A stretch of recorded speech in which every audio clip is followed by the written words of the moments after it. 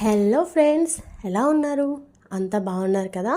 ఈరోజు కూడా మీ variety kit ఒక వెరైటీ రెసిపీతో వచ్చింది. సో కరివేపాకు కంటికి హెయిర్ గ్రోత్కి మంచిదని అందరికీ తెలుసు. సో దాన్ని కూడా ఇంత టేస్టీగా తినొచ్చా అనేది నేను చెప్తాను.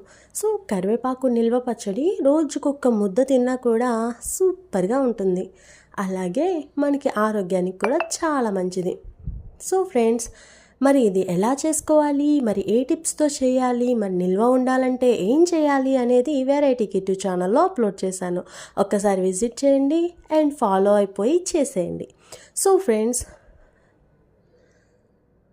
ఈ పచ్చడి ఎంత టేస్ట్గా ఉంటుందో అంత పెరుగులోకి కానీ అలాగే కర్రీస్కే కానీ దేనికైనా సరే మనం యూజ్ చేయొచ్చు.